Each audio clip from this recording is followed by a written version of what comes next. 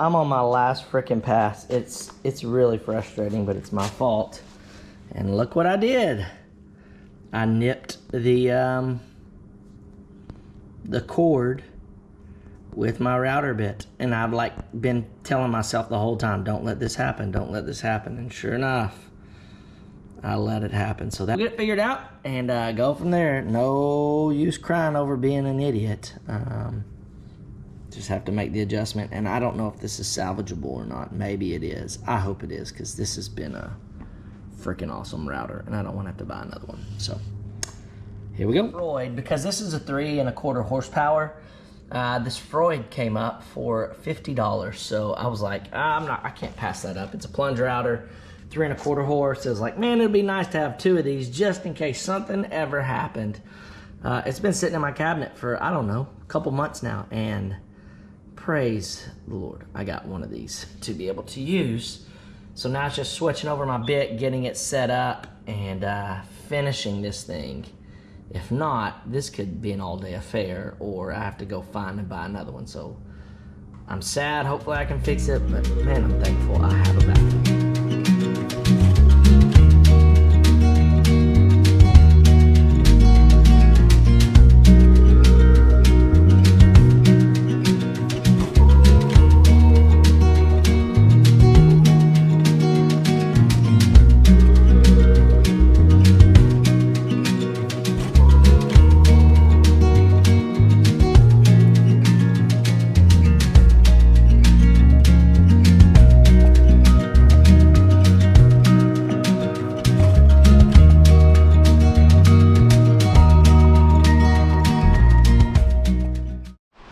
All right, so I totally forgot to record the part of what I do for epoxy, just even time-lapsing it. So I'll kind of give you a rundown really quick on this and then hit you back with a time lapse. All right, so here's what All right, so first thing that I did is go to the bottom side and I basically tape up with blue tape.